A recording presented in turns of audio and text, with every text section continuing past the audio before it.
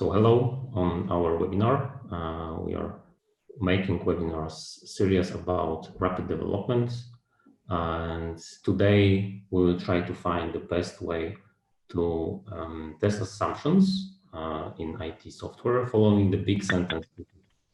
One test is worth 1,000 experts' opinions, which is a big sentence, but there is a clue about how to work with the software in this sentence. And today we'll try to answer this.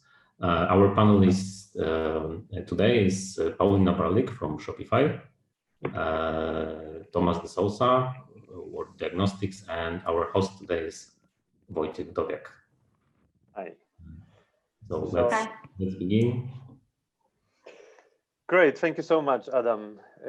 I'll maybe start with a question to Paulina. If you could tell us a little bit about yourself, what you're doing, what's your interest, and why you have fun at your job. Hi everyone, I'm Paulina Barlik. I'm a UX researcher at Shopify.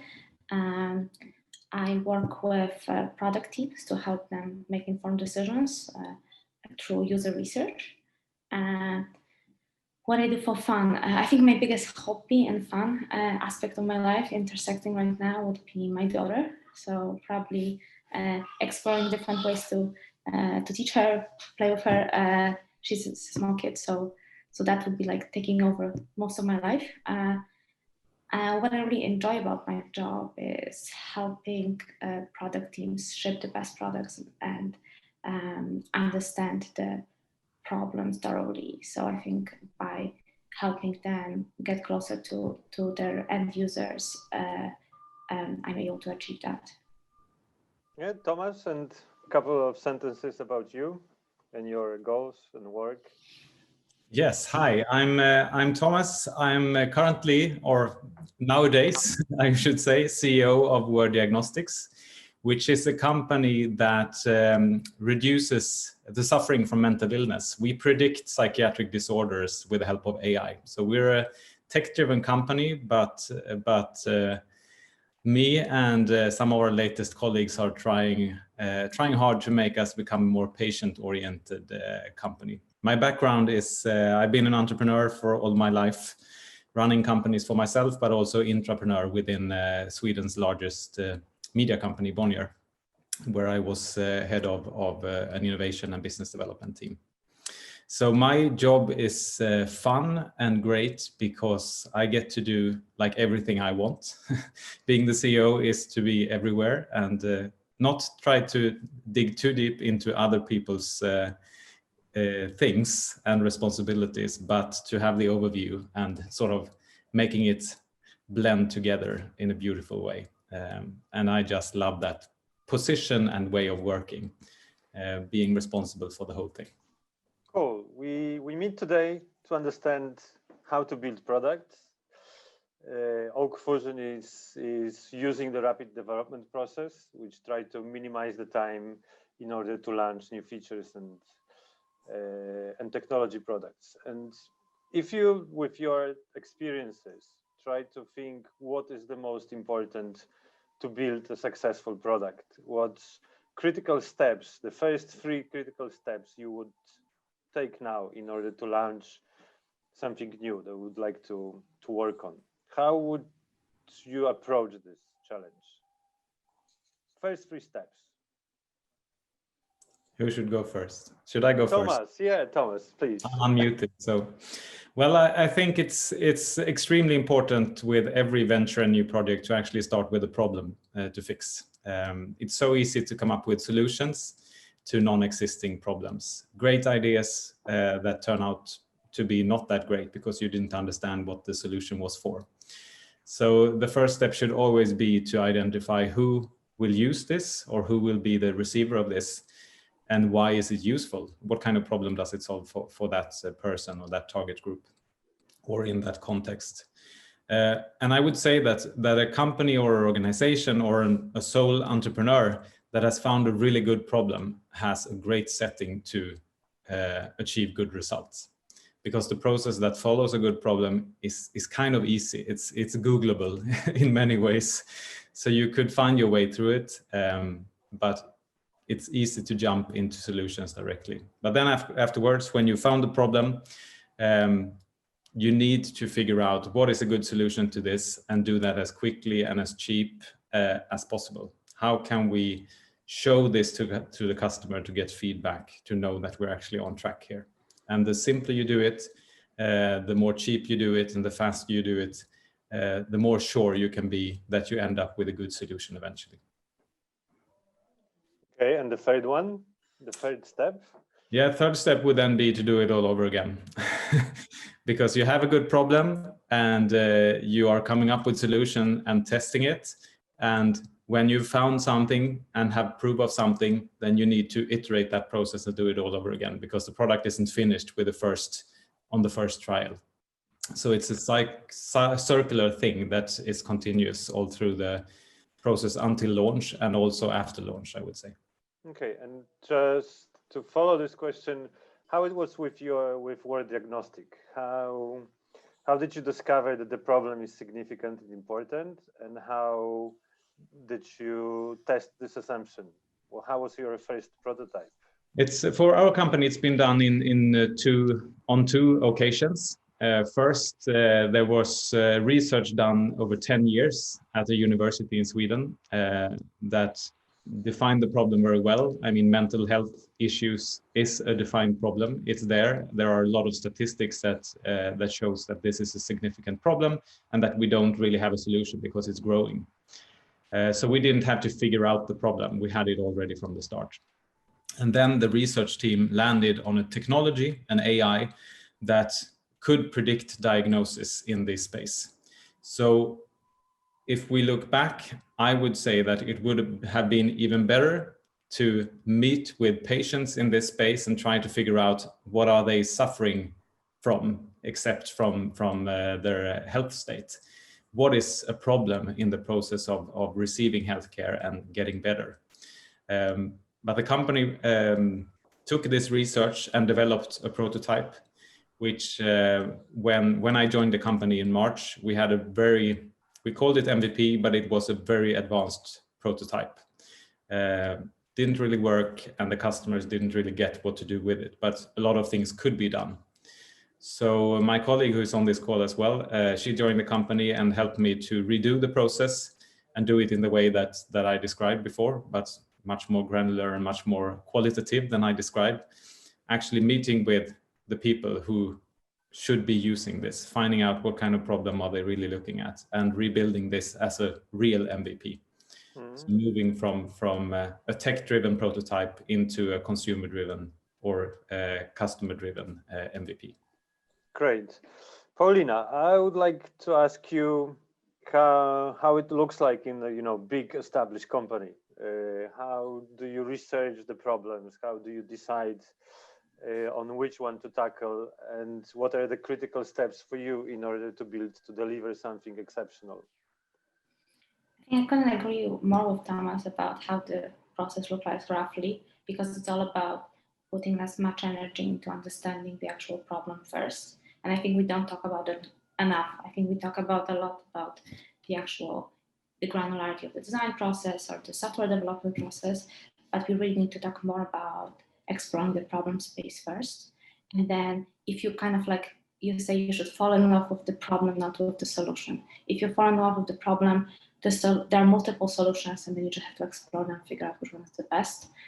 It may be that the first option is not the right, and then you land on something else, like Thomas was describing the story of his startup. And I think it's similar for big companies. I mean, Shopify is a big company. It's not a startup anymore, definitely. I think one thing that we differ is that we have to be more process-driven. So idea of doing things quicker is not as important as doing things the right way. At the same time, we still need to remain competitive. So it's not about extending this process to infinity and trying to hone the solution to perfection until it's shipped. It's important to ship, get the metrics in, and then ship a better version. But to build the right thing and build it the right way with the quality UX experience is super important. So things that maybe fall between the cracks in startups, like the quality of the code or quality of user experience, are not an option for a big company like Shopify. Cool. Like for many viewers, it's always very interesting to know exactly how the process look like, because we very often talk about generalized view, but how actually you're doing this. So what is your approach to testing assumptions? You research something that you think is very important, but can you describe exactly like how we should do it, right? I think in order to fall in love with the problem, so understanding the problem first. And how do you do it? How do you, what kind of tools and things you can do in order to understand the problem? I know it's if you do it every day, you don't think about it, but for us, for many people who do not know your job exactly, it's difficult to understand, how to do it. It's like Google it, or how to quantify if it's a real problem, you feel it. What's your approach? So I think a lot depends on if you're a startup or a big company. If you're or just a company basically with a market fit, which allows you to have both data and research, and that, I mean, like in my daily job, I have the luxury of understanding the problem space very well, also because I have data for it. I have internal research for it. I have also access to external research and resources to even purchase a study, external study if I want one, not to mention that my job is actually to create studies and dig deeper into those problems. So I think this is a different situation, whereas if you're a startup and you may lack those resources, you definitely don't have any traction data to work with. So what I'll say is trying to learn a bit more about doing basic things like desk research and user research, maybe working with a UX researcher in the beginning of your explore phase when you're just exploring the idea. So understanding the landscape, understanding the data that is available in that problem space, maybe purchasing some market reports to better understand it, doing product interviews with people in that space. So to understand, maybe like in Thomas' case, he's definitely working with mental health care providers. So that would be one part of the process. And then once you actually hone in on what is the actual problem, you start exploring different options. I don't know, probably a lot of you guys are familiar with like the double diamond of the design process. So then you kind of like, first you go very wide, and then you kind of hone in on the actual problem. And then again, you, after converging, you diverge again and look for different solutions. Like this is where you are kind of like, as designers and engineers, explore different solutions to solve that problem. That may be through prototypes, which you test to get feedback on, and then converge again and figure out what to ship.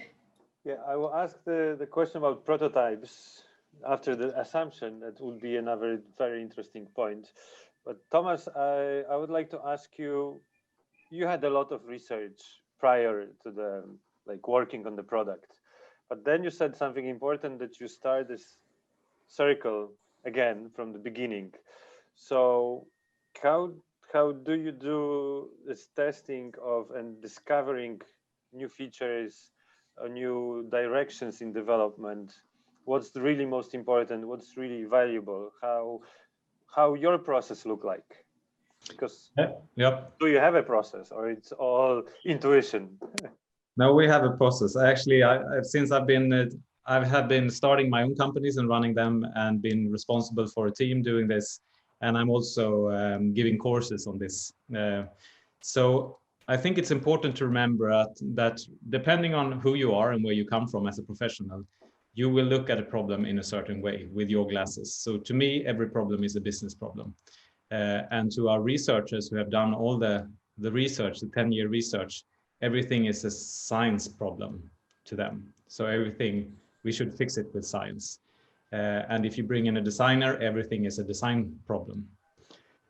So I think it's important as you bring a team together to have these different aspects of a problem.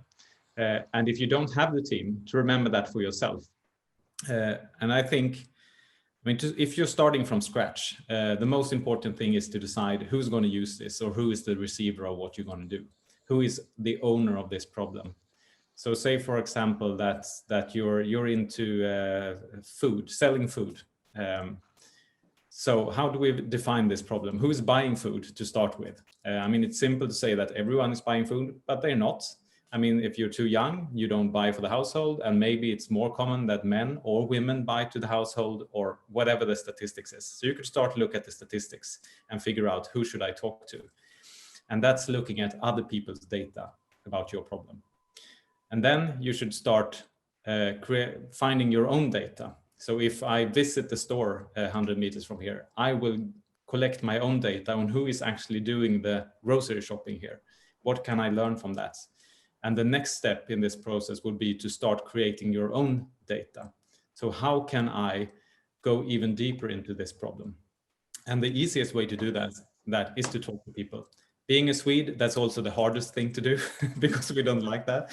But and I've worked with that a lot with all the teams I've been working with. But you have to go out there and meet people, and you have to go out there and experience their problem. I think the best thing you could do is to spend a day or a week, if possible, with your potential customer, because you will learn so much about how they look at their world and their problem. So from what I understand, don't imagine the problem by yourself and trying to fix it, but actually feel this problem, or at least go put the shoes of the people you think have a problem and try to understand from their perspective. That would be the right approach. Yeah, I think, you could go wrong in many ways here, but for example, it could be easy to address a problem that you experience yourself. So I live in a house, so I have many problems related to my house. But then again, I'm not the target group. I'm one person. So to be able to end up with a good problem definition, I need to meet with other people who have a house, and their houses are different with different needs. So I need to collect this data and make it start with the qualitative data, doing a few interviews. Many times 3 or 4 interviews could be enough just to get your thoughts going.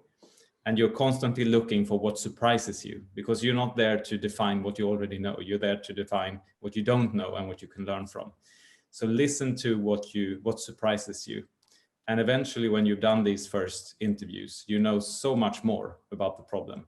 And then you can start to look at the bigger picture and what kind of data there is. It's very important and interesting, because many people are creating products or starting startups, trying to solve some very small or problems that do not exist. So I agree with you that the approach of trying to put yourself in the position of person having this problem, it's very eyes-opening and very important step in product prototyping or testing assumptions. Paulina, that's a different stage with your company. How, after you have all this information about users, problems, and how to improve, how do you prototype? Like, what kind of tools you're using? What are kind of processes? Is it something that you can share about this? I'm sure there is something, but please unmute first, if it's possible. Or Adam is okay. I'm sorry. I have some noise outside and what. So we know the problem. We understand the target, the people who are having this problem. So how you design and prototype think not to, end up in spending millions of dollars of something which is not working? I think the beauty of prototyping is that you can implement it in almost every stage of the design process. So even when you're still trying to understand the problem, when we're for example, where we're not ready to really understand what we're going to ship immediately, we can use prototyping as a way to explore if it's technically feasible, even to build that with the current tools that we have. When we are approaching more the build phase, the designers may actually put together prototypes of different solutions that we can test with potential users. And that feedback before we ship allows us to ship a better version ultimately. Another way, we build prototypes either through code or through Figma. Like many companies, we switched to Figma in the last couple of years. To Figma, it's for those who do not know, we are not familiar with, what's Figma? Figma is a very popular design tool that basically replaced Sketch for most of the companies. It's cloud-based and it allows for very easy cooperation, which makes it also easy for getting feedback from the whole team. So one thing that I think makes the process of both prototyping and shipping products overall in bigger companies is that we need to get aligned, and that is the biggest challenge for us because the team is much larger. It's not about talking to one or two colleagues, sometimes talking to multiple stakeholders across multiple teams, and now that everybody is remote, it's even obviously more challenging. So prototypes, sometimes the second sort of target group for it is actually stakeholders, and as a way to communicate what we're working on, getting their alignment, and getting everybody's feedback. So both getting that feedback from users, but also stakeholders internally. Okay, and how long it takes for you with the prototypes to understand if something you're building is right or wrong, or which direction to go? So how much time do you invest in prototyping and then testing different solutions?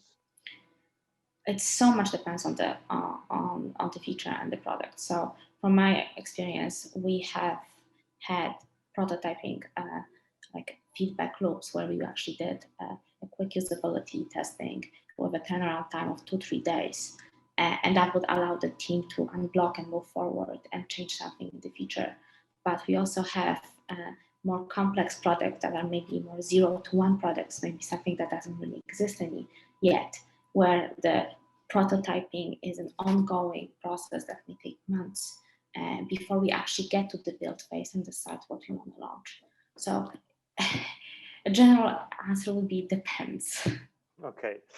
And Thomas, how it works with you? I know that for many startups or early stage companies, it's super important to like grow fast, to deliver fast, and this testing, checking, asking users is time consuming. So how you manage this, like to have your team focus on building what's really important with, taking shortcuts or not taking shortcuts in terms of being sure that you are launching the right things?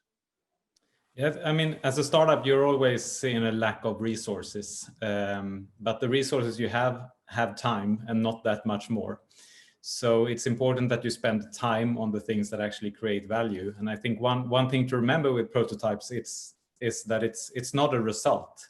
It's not the end goal. It's just a tool or a method to realize things, to create value in insights or other results. So I think, as I mentioned before, the resources you should spend a lot of time with those resources on the actual problem to know that what you start out on is actually promising from the start. So there's statistics that 9 out of 10 startups and 9 out of 10 innovation ideas fail. And I think you can improve that number significantly, both in doing 10 things at the same time, because then one of them will succeed, but also to realize a lot of things before you start. And also, if you're a startup that has tech resources at hand, then it's really easy to dig into prototyping directly and building directly. And you will end up seeing that what you built wasn't what you should have built. So the easier you can make the prototype, I mean, the best way to do a prototype is in many times doing it on paper, just drawing it up. Everyone can draw, at least to some extent. Show it to someone and see what kind of feedback you get back. I mean, it's not like testing the real deal, and you should be aware of what you're testing and how you're testing, and therefore what kind of results you get back. But that will make you do the right thing in the next step. And when you eventually start building things, which, I mean, if you're building an app or a house, either way, if you build things in the wrong way, a feature that isn't needed or a feature in the wrong way, you will have to redo it from the beginning. So it's always a waste of time to build the wrong things, but it's never a waste of time to test the wrong things. So I hope you get the difference there, that the more time that is needed to come up with a prototype, the more wasteful you are as a startup especially. And since I've been doing this in a big company as well, we tried to infuse the same way of thinking, but we were all in our team was, of course, we had great salaries. We didn't have to save ourselves from bankruptcy in any way, but we also looked at resources, something that was scarce. But we used the assets we had. So for example, we were media companies. We had a lot of media inventory, advertising inventory. So one way of prototyping was to just create an ad and put this out there and see if anyone reacted to it. And that was the prototype as well. So it's not, I mean, it's not tech at all. It's just an image or a GIF or whatever, but it's a prototype, and you will end up with the results on your assumption that you're testing. Thank you, that's great. Paulina, this came to my mind because, you know, we often ask questions of users or potential users, how do you like this or how do you like that? And we have many times the answer, oh, it's great, fantastic. But from my experience, I know it's not leading us anywhere. We just go, oh, they liked it so much, let's do it. And then no one wants to use it because it's not the real answer, or it's not the real problem there. So what kind of questions we should ask ourselves and potential users or people we are testing with to get the valuable answer about what to build or if to build something? So if we're talking about like foundational research, that is before we actually build something and we try to understand the problem, I think my recommendation would be to first start with understanding what people are doing right now and what is wrong with the current status quo. So, and digging into that. I think like sometimes we kind of stop at, oh, I don't like it. It bothers me, it's cumbersome. But to really understand how big of a problem is that. And also that kind of like touches on what Thomas was saying about the business value of this. So the fact that we are all dealing with like irritating software solutions all the time. Some of them are worth our hassle to actually change, and some of them we'll just like kind of deal with. The fact that somebody just doesn't like something is not sometimes a reason good enough to build a solution for it. It is actually a big, viable problem. How big of a problem is that? What are the current workarounds that people use? Maybe the workarounds that we find tedious are not as much for people. They kind of got used to them. So being able to understand that and asking more about, like, tell me more what you're doing right now. What do you think about the solution? Show me, what are you doing right now? I think sometimes the act of actually looking at how people go around solving things is really an eye opener. Being able to see how they solve what we're trying to solve with the potential idea, and that allows us to really dig deeper into the problem and avoid showing any solutions early on in the stage. I feel like this is a mistake that many startup owners make. That before they actually do that foundational research, okay, I have the solution for this problem, please give me feedback. And so I don't want to like overstep here. I feel like it's great to get feedback, but I think there's a big difference between foundational research that is all about understanding the problem and that product interviews, as we call them, where you get that feedback on the initial idea. That should be very different stages and different conversations. So we avoid this type of bias when somebody is just like, oh, this is great, I would love to use it, oh, what an innovative solution, and then you get no traction because people are just being nice to you. If you do the work first to understand how big of a problem you are solving, then maybe when you have that initial prototype, you can get that feedback. But that should not be part of the same process. That's my opinion. Great. And can you share like real experience that you had? Could be funny, could be, you know, total failure, that you were assuming or prototyping something, and that you at the end of this process learn something important? Do you have like a story in your mind? Like anyone, like I would love to hear from both of you, but Paulina, if you were in... I actually have a personal story of building something that was absolutely unnecessary.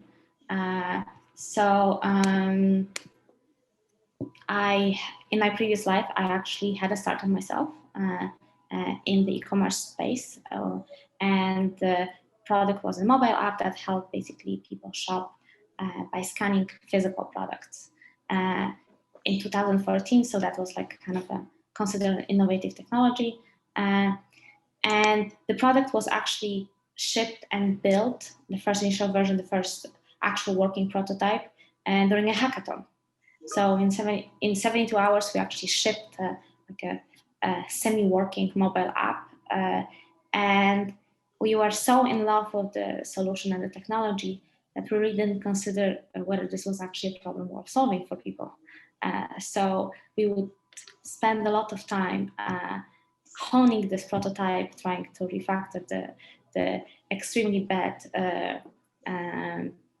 code base, but we have to rebuild everything from scratch, and trying to sell people on this amazing cool tech where we didn't really take the time in the first place to understand that there's a problem, which obviously ended up for startup, even after raising a bit of money, to fail. And you, Thomas, do you have like personal experience with failing or maybe the success, but that ended up differently that you thought is going to? Yes, that's a good point. I think if I have had any successes, they have all been surprises. It has never been what I expected. So, but I think I mean, if you have a good process, failing is never an option, because the way to do this, and the way Paulina describes it and the way I try to describe it, is to create insights that make you not make mistakes.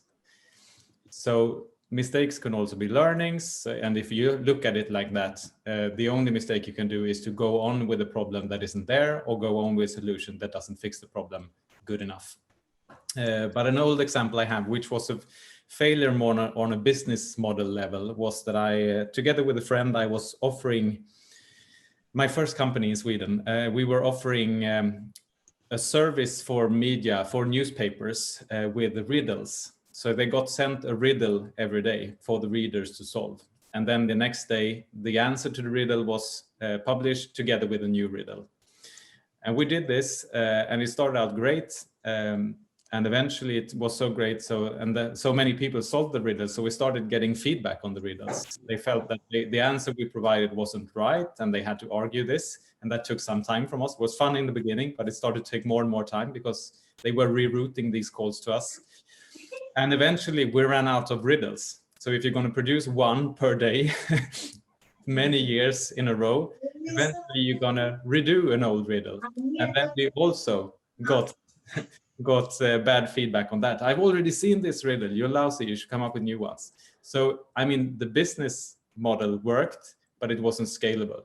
So we had to spend all of our time just answering to silly questions from riddle solvers, and couldn't find any new riddles to publish. So our next venture after that was actually Sudoku, which was possible to create in a scalable way. We had a computer just standing there producing Sudokus for us, and then we had something that worked. Yeah, that's a great learning point. Yeah? But you had good assumptions, you tested, but you didn't have resources that actually make it sustainable for a long time. I think also what you get from this is that you test things and you prototype things on different levels. We've talked about the problem, we talked about the solution, and then comes the business that you have to, can I actually get paid for this? It could be a good solution, but who's going to pay for it? And then can I scale it to become a viable business? And all these 4 steps, the 3 first could work great, but if you can't scale, you won't succeed anyway, or you will be a small business going forward. So all of these have to work. And that's why still you need to continue this process all the time, prototyping, testing, learning, and all over again. Well, it's very inspiring. I would like to ask, like, open the last area of our discussion. It's more about organization and what kind of qualities as a professional you think are helping people to understand and to search for problems, and how you organize your team. How looks the good cooperation between researchers, the product manager, the CEO, or the tech team? So how do you structure your team, Thomas, in terms of this process? Do you have any like good learnings from here? Are you leading the product management research, or you have like specialized team members doing this? To start with, we're 4 people, so it's not a structure yet. I would say it's more of a team working together, and that's quite easy when you're few. And I think in general, for any company that is big or small, should divide people into smaller teams to work together. That's often the best solution, with bringing in these different competencies, solving the same problem. But in general, my idea of building organizations is to start with, me as a leader or a CEO is the supporter of the team. I'm never heading the team because that wouldn't work. I can't spend all my time leading and controlling or whatever I would need to do. So I always need to give up this power and responsibility to someone who is much better than me to do it. So my role is to support the team. And how I design my organizations is always to, when you look at the product, that should always be customer centered or user centered or consumer centered or whatever you choose for word. And I think the best way to solve that is that you have someone who is in lead of that product that can have this focus all the time. So I do this for the customers, no one else, because there will always be stakeholders within the organization, big or small, that has demands on the product. So head of product, which is Kati that I mentioned, who is joining this call as well, she is leading the process of product development. And then the product, of course, consists of different things and competences. In our case, there is, of course, a technical aspect. So we have a tech lead as well.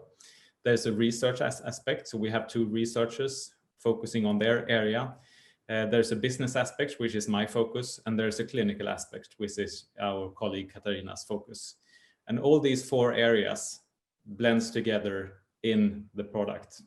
So the head of product is really the balancer in between these different interests. So when I'm there with my business ideas and the points of view, that needs to be balanced with the tech ideas, with the clinical ideas, and with the research ideas.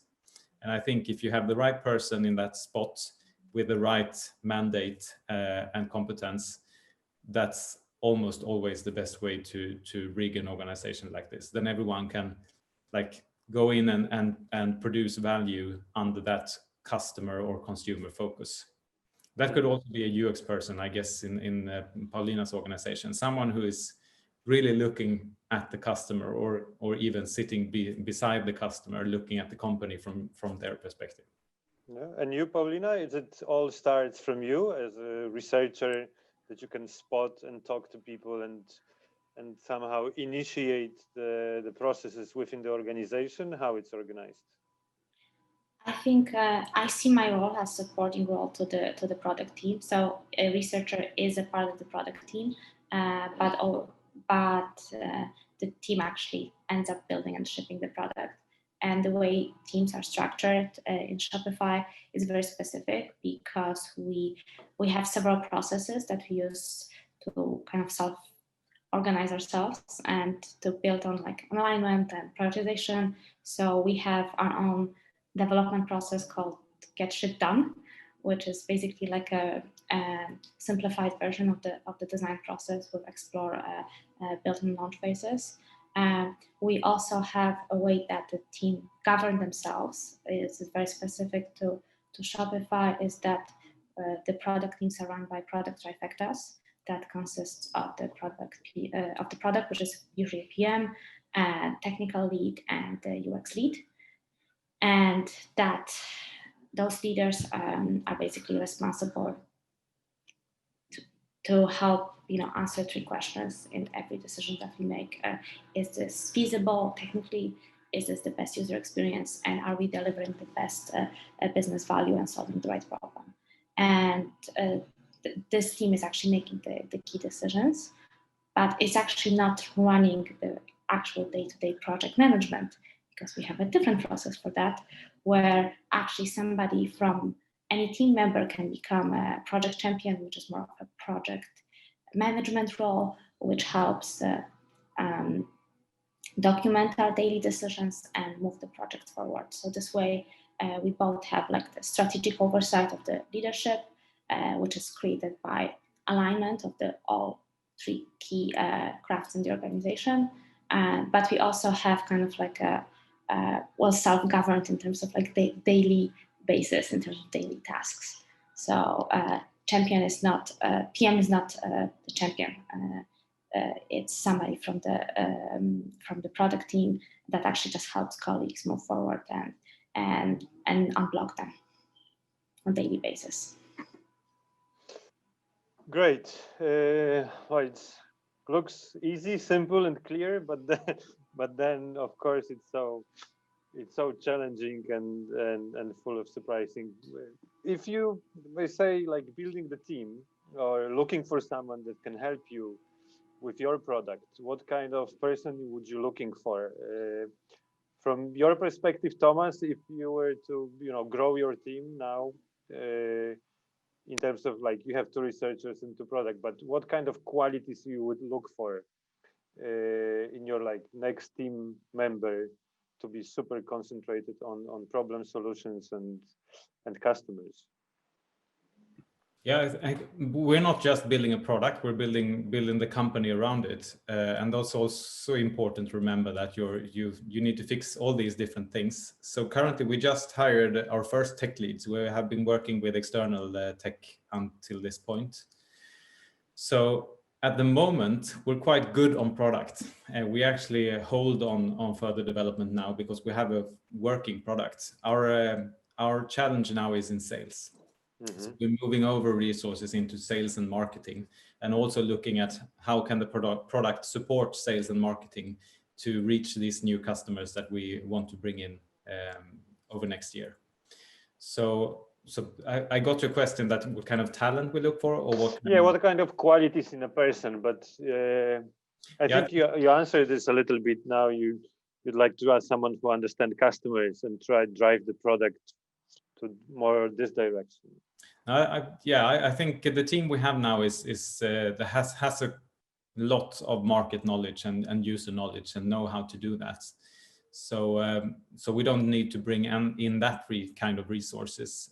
I think the next resources we will take help from is probably in marketing, because we haven't done that too much before, and also to add on consultants when we need to develop the product further. Because a common way to build startups, it's that you build a tech team, and then when you have all these resources in place, they need to do something.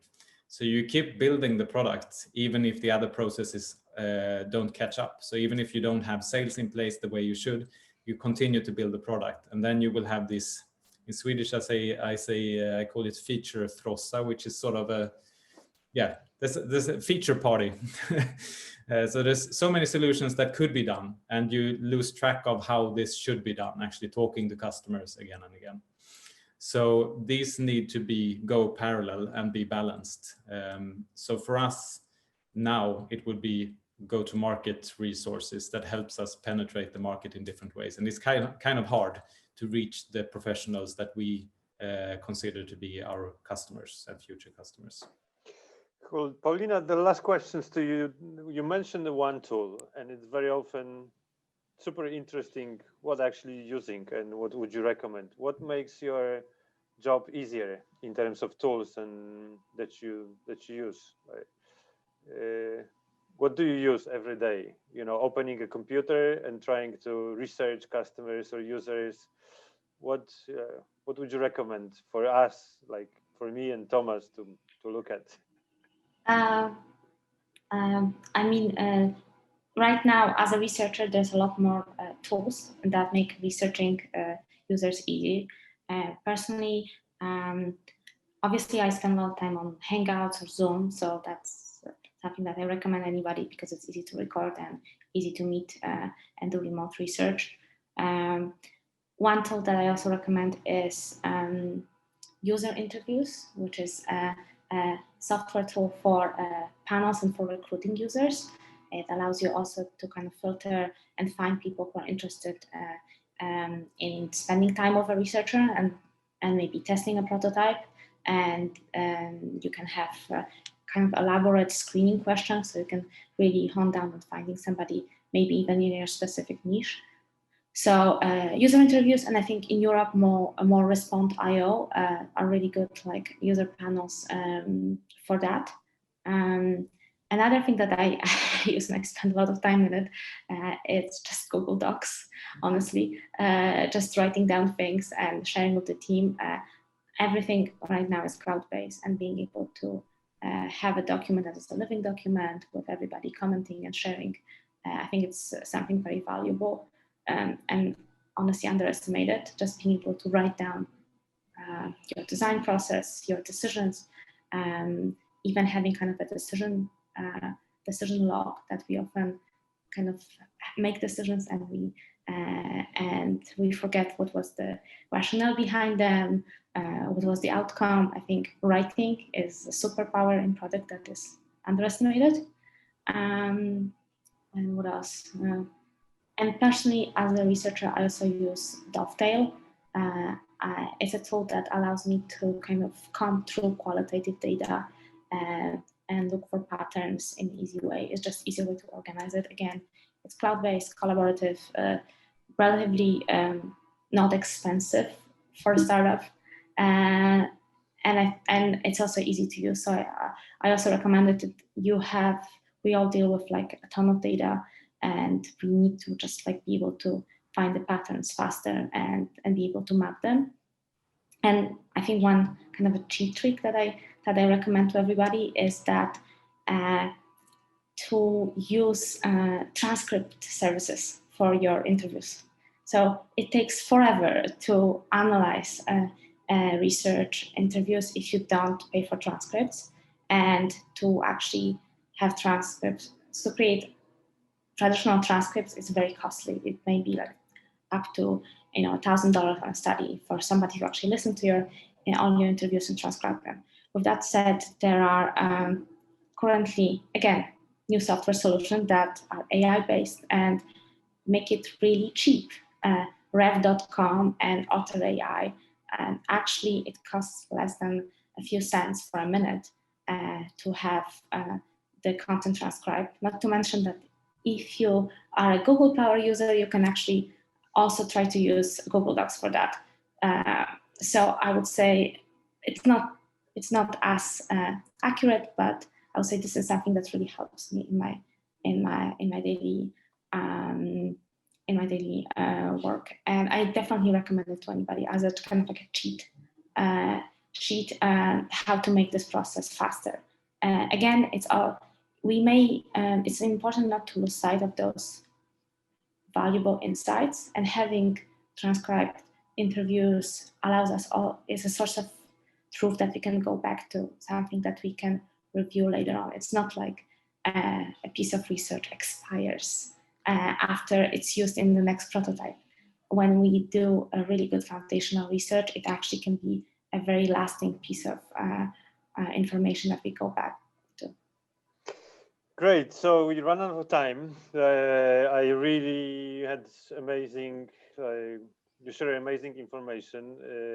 To sum up, what I will take out from this meeting and this discussion is try to understand deeply, or what is the problem, what is the root of the problem, what kind of the existing solutions that people are using now in order to make whatever they want to do, and then try to understand who is actually the person trying to fix the problem, and then build slowly on this. And the more you understand of the problem and the user, the less risk you have in order to build your product, company, or a business. And then you have all the different tools how to make sure, but keep it simple, as Thomas said. Keep it simple, talk to users, go and watch them, go and talk to them, try to do the same and see how they feel, and show them very early what you're thinking about. But as Paulina said, maybe not solutions. So this is very, very important, like fundamentals and basics of testing ideas and assumptions, and then simple prototyping. And I think I have a feeling that no matter if it's a big, established company or early stage startup, you have very similar approach and very similar thoughts, and trying to use resources very wisely in order to deliver value, which is what we want at the end. Adam, I'm giving you the voice in case of questions. Thank you very much, Thomas and Paulina. It was a pleasure to learn from you. Really great. So at this moment, we still didn't have much of the questions. I have one from my side, but I want to encourage our participants to ask questions right now. If you prefer to just ask directly, you can do it right now. Some questions from my side. It's about testing. Thomas said that it's better to spend a day or even a week with our users. So the question is, do you have any hints how to convince people to actually spend time with them? Because it's for them, it's as some time that they have to give you from their life. Just unmute. Yeah. I think Paulina has probably much more experience here, but if I just jump into it, in my experience, I have rarely gotten no's when I've asked if I can ask questions or spend a bit of time to look into someone's problem. It's often, and again, being a Swede and meeting Swedish people, it's often met with curiosity and a will to share. Because if I show interest into someone and their problems, that is actually of value to them. And if you have customers, that would be even more so. Customers who are not about to leave you because they hate you would probably like to spend some time to improve your product and their experience with it. Yeah, that's it's a simple simple as that. Paulina, do you have? So I would take slightly different approach. So I agree that people, when they have issues and they'd love to discuss them. With that said, sometimes the conversation can get a bit derailed. I think a good example is that in Shopify, we do a lot of shadowing of our support team. We sometimes even sit on support calls or answer them, and those can be source of truth, obviously, because the conversation is to a specific area, and even when we visit a merchant, they want to talk about specific problems that they have, maybe not something that we're actually working on. So in order for us to kind of thank people for their time, we usually compensate them for that. It's not something that, it's not usually a big amount. It can be like a small Amazon gift card, or usually in terms of our customers, it's basically us giving them credits for our software. So they are just, for example, have a month off. But that small token of appreciation of their time, specifically for busy entrepreneurs that we work with, is something that kind of allows us to build a rapport and to show them that we value their time and their feedback. And I always recommend to compensate people for their time in research when it's for maybe not your customer, but somebody external. So let's say I also do a lot of buyer research with people who actually shop on Shopify online stores, and I always compensate people for their time. This way, the conversation is more streamlined. I show the appreciation for it. It's more professional. There are people who want to take part in research for free that are actually maybe not that interested in going through the process, answering our questions. And I think that token of appreciation kind of creates a more professional atmosphere. Yeah, that's good ones. Thank you. Let's wait a bit. Maybe some of our participants will ask a question directly.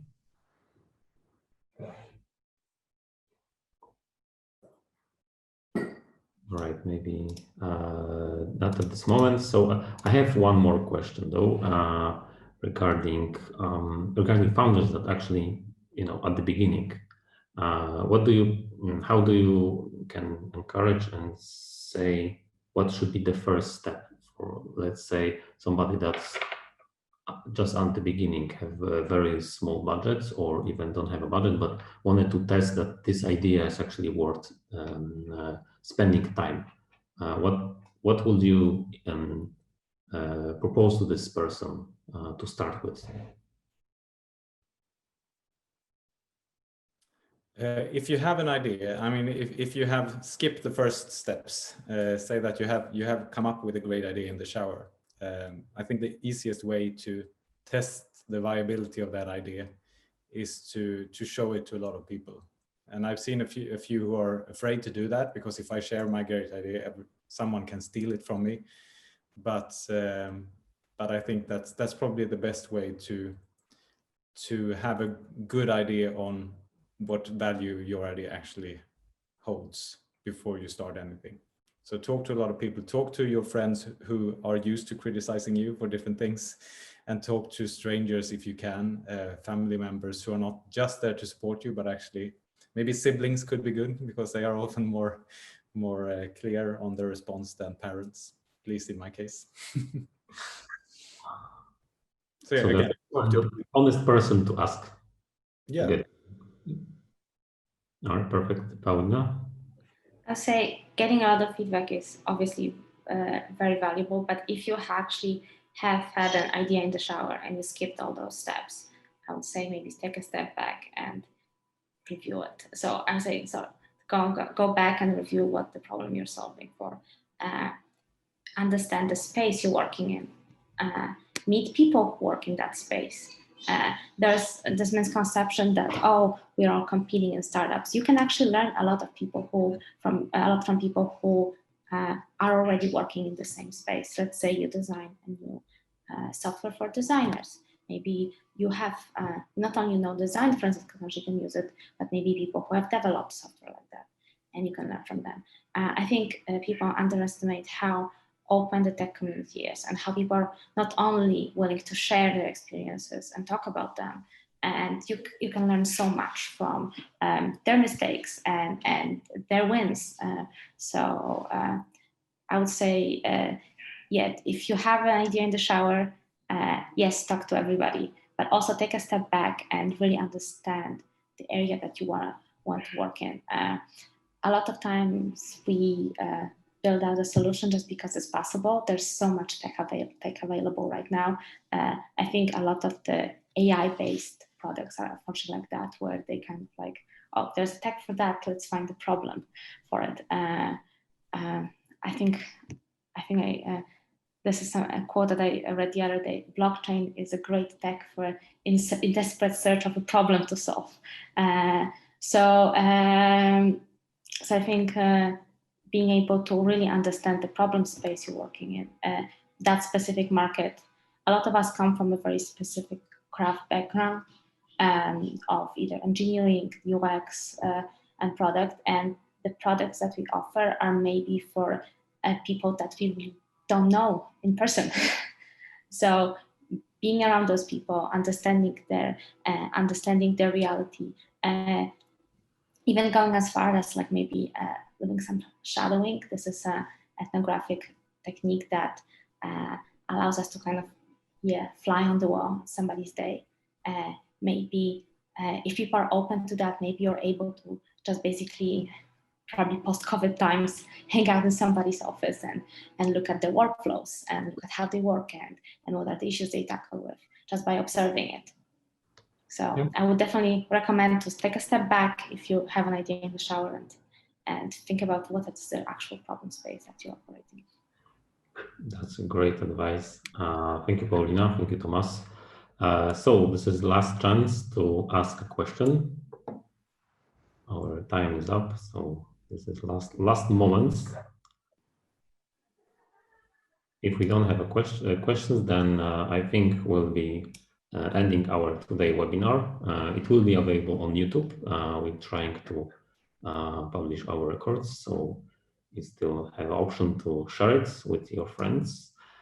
So I think I learned a lot from you, Thomas, Pauline, and Wojciech. It's a very cool lesson and a great event. Thank you for being with us. Big thanks to our participants. Thank you that you're joining today. And of course to our WorkFusion team that make this webinar happen. It's a lot of work to organize, so thank you for that. Still, I can recommend to go to our social media and our website when you can find more content like this. Next webinars will be published soon. And to recall, WorkFusion is having this mission to help founders to kickstart the products from idea to production. So feel free to contact with us if you have any ideas and wanted to maybe just ask for our opinion and some advice. We are always open.